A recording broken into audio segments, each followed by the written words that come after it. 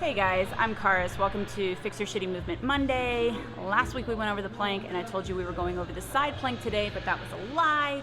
I've decided to go over the push-up. The side plank is its own thing. So when I got started in this industry, I was that chick that said I can't do push-ups, which makes my skin crawl at the memory because why can't I do push-ups? And actually the pivotal moment for me was I was teaching a class that I was also participating in, and one of my guy friends ran past me as I was doing modified push-ups on my knees, and he said, "Why are you cheating?" I mean, he was just joking around, but I was like, why am I cheating? It's a great question, because there's nothing about me that makes it impossible for me to to do push-ups. Like, push-ups don't have genitals. There are no girl push-ups. Please stop saying that, for the love of God. So from that moment forward, I committed to not modifying my push-ups anymore. And lo and behold, now I can do clapping push-ups and fingertip push-ups and all sorts of push-ups. So if you are feeding into that story about yourself, fucking stop it. You might need to modify them in a certain way, but more than likely the only reason that you can't do push-ups is because you don't do push-ups. So if you didn't watch that plank video, you got to start there, because I'm going to review some of those things, but the same issues that present themselves in the plank are the issues that people show me in their push-ups. And just to review, we went over the forearm plank, right? So in your forearm plank, right here, what we're focusing on is pushing the ground away so that your scapula are protracted, and then depressing your scapula, and then biasing into a posterior tilt of your pelvis, glutes engaged, quads engaged, and up on the big toe. So once you master that, then you can progress to the extended plank, right, which is just right here. Now, a lot of times people say shit to me like they have weak wrists. Please don't fucking say that, because if you have weak wrists, it's because you allow them to be weak. They're not being dicks, it's because you don't do enough to strengthen them. So stop saying that and start strengthening your fucking wrists. That being said, I gave you the modification last time on the plank video of rolling up the mat so that you can put like the heels of your hands, kind of elevate it, and that'll take some of the tension off of your wrist. This is a short-term solution because it really won't be long at all before you're able to do like a fully flexed wrist in your plank. That being said too, if that's where you are, I would probably start with a modified push-up that I'll show you in just one second. Because most of the wrist issues actually come from your shoulder, right? And it's that you're not using your shoulder complex to hold you up. So you're basically just like hanging on your shoulders, which is another thing that we talked about in the plank video. So the first place you got to start is your shoulder. So remember, protract, depress, right? That's hard enough in and of itself. But I also want you to think about engaging your tricep and hugging your armpits into your sides, right? And that's going to light up your lat, which is a big player in your push-up that a lot of people completely neglect, okay? So then from there, right, once you're able to get into that position without saying that your wrists hurt, then we want to start playing with the rest of the push-up. The core. The core is ultimately what the push-up is all about, just like the pull-up.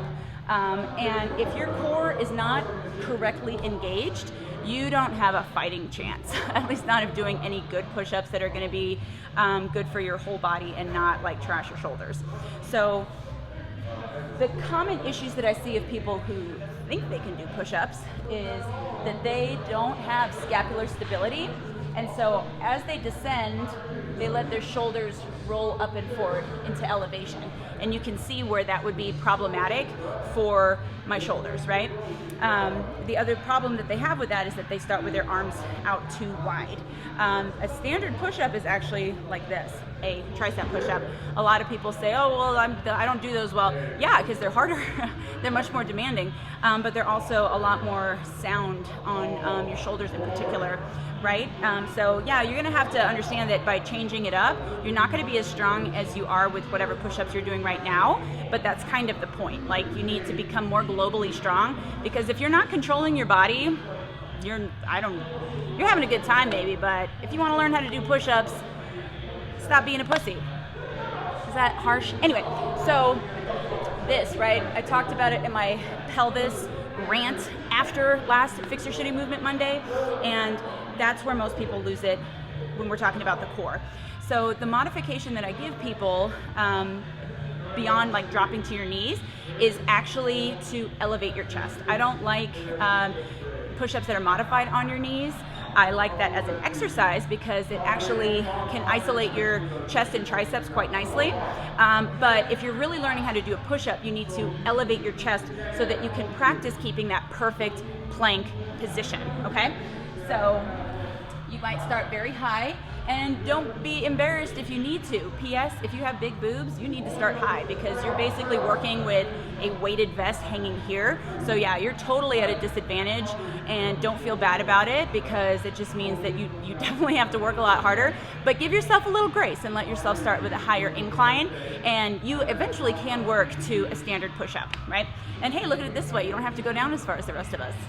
Just bad joke. Okay, so on a bench or a wall too, you can have that same kind of wrist position that I was talking about, and you want to be propped up on your toes, right? Posterior tilt, protract and depress, lower and press, lower and press, okay? So you noticed, I hope, that I was maintaining this and that I was coming down with my shoulders in an open position. So I'm retracted, right? Meaning my shoulder blades are together, but I'm not elevated. So to review the 4 scapular positions, you have elevation, depression, protraction, and retraction. So in your plank, you're protracted and depressed. At the top of your push-up, you're protracted and depressed. At the bottom, you're retracted and depressed, okay?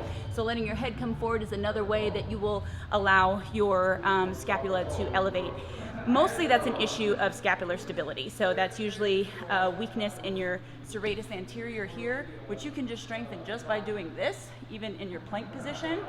And that's what allows you to come down without dumping into your shoulder blades, or like I mentioned in the plank, winging your shoulder blades, meaning you're just kind of like hanging in them, which doesn't even look good at all. That also has a lot to do with you losing the position of your neck.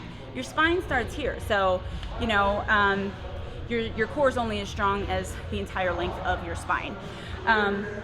So you want on the descent too to think about tucking your elbows in. So just like the bench press, if you're out here, right, you see we already talked about that. So you're actually thinking about pulling yourself down kind of with your elbows at like 45 degrees and then pressing away. And you want it to be a forceful press, okay? And ideally you're keeping your body completely tight head to toe. So if the core is your issue, start with that incline, and then you can gradually lower the incline so that you're doing it like on a bench, eventually even a step. So I want you to be in a position initially, especially where you can watch yourself so that you can see if you're doing that head hanging thing or if you're losing that core stability, okay? Those are the 2 main things that you watch out for. So if your issue is that you're doing fine in a standard push-up until like you get close to the bottom and then you kind of like collapse, that's something I see a lot, either collapsing there or collapsing here. One way that I work on that with clients is I will have them use like a cushion or something to like elevate the floor a little bit. And I find that when they have something to aim for, that they're actually able to maintain control a lot better. And people that I've helped get their first push-up, we've worked really diligently at it. Hopefully some of you are watching because I know you know how much work we put into it, but their push-ups are fucking beautiful and flawless. And it just, you know, goes to show you gotta sometimes fuck with your head a little bit because your mind has this automatic way that it likes to do things. And sometimes you need to trick yourself a little bit to get past that bad muscle memory, let's call it. So you can use a cushion. I like using a cushion because it's something that you can kind of like press your body into at the bottom. But you can really use anything. You can use, like this is just a dumbbell, right? So I'm gonna go with control, okay? If your core is the issue, I mean, that will help too. That's mainly for like scapular instability. But for core, the best thing that you can do is actually start at the bottom of your push-up, which is very difficult. But you really won't be able to do a lot of reps this way, but that's rarely the point, right? It's mainly about trying to, again, teach your body how to break those bad habits. So I learned this from FMS. So if I'm here in my plank, right, I'm going to come down all the way, fully release everywhere but the toes. I keep my toes curled and press away. So if you can see from the side, and to get myself ready, I retract and depress my scapula. I pull my pubic bone into the floor, and I squeeze my quads, right? So if you're doing it incorrectly, it'll be something like this, right? And that brings me back to my last point, your feet. You guys know me and the feet. I just like jerk off to the feet. They're my thing because most people aren't using them and they don't even understand how much power you could have if you would just learn to use the thing that connects you to the fucking ground every second of the fucking day. So what you're doing in your push-up is you're actually kind of pushing your toes, or you're propelling yourself forward from your toes. So you're kind of coming forward like this, right? Bench press, same place where the bar comes, right? Not here. So you push yourself forward and then push yourself away. So that elevated push-up on the incline or whatever, that's another really good way to work up your foot strength, because just like your wrists, weakness is usually is tightness, right? And it's often protective, right? You don't have a lot of range of motion there because you're weak there. So you can't just, you know, go for broke and start cranking on your toes and your wrists. You need to like gradually work up to it. And that's why in your incline push-up, you need to make sure your feet are in the right position so that they will serve you at the bottom of your push-up. One other modification. If you do have a shoulder or wrist injury, like an actual injury, you can modify in lots of different ways. My favorite is the neutral grip push-up. So I use usually dumbbells.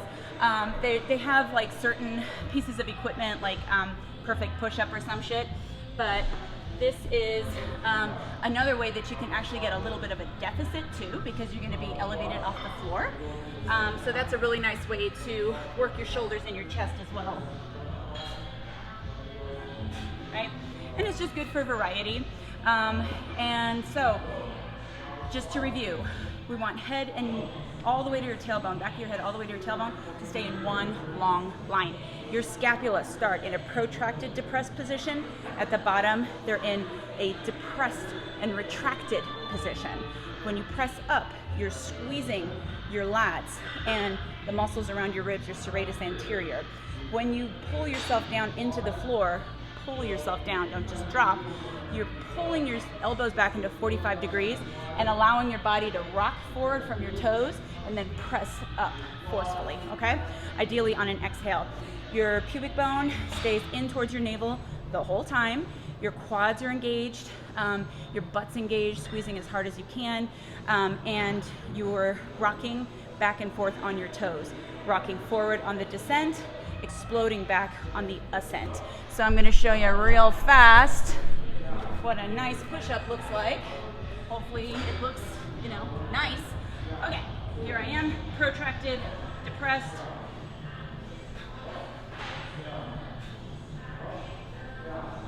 Okay. From there, you can strengthen them by doing negatives and all sorts of crazy shit, but I'm telling you, there's nothing special about me and why I can do the crazy fucking push-ups I can do, other than I really took that comment to heart, and it's true. Like, gym teachers and stuff, they put in women's heads especially, although one of my clients is a guy and he was just, you know, never very athletic, they put the same fucking idea in his head. You are capable of doing a push-up, and it doesn't have to be a pussy push-up or whatever the fuck they want to call it. You're perfectly capable of doing all this shit. If you don't want to, that's another thing, but don't buy into that story, and definitely don't put that fucking story on other women or other people, because it's not true. You can do anything. You can fucking do anything. You're not going to compete in the Olympics, but you can do a fucking push-up. So end the story, practice your shit, and learn how to control your body so that you can, like, be really fucking strong or something. Or at least look hot, you know, naked, or feel hot. That's more important. Anyway, where the fuck am I going with this? My name is Karis. Fix Your Shitty Movement Monday. This has been the push-up. Let me see your push-up, guys. Tag me. I want to see it. I want to see those badass push-ups. Maybe the shitty ones, but just DM me those. Love you guys. Talk to you later.